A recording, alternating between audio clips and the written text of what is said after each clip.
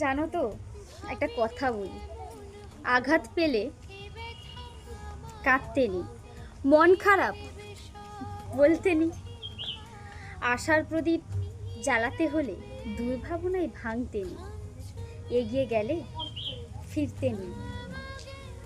আর জীবন যুদ্ধে জয়ী হতে গেলে সহজে হার মানতে নেই। ওই যে কথাই আছে না,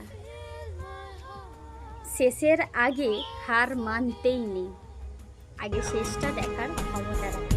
ভাবিনি এমন হবে, এ ব্যথা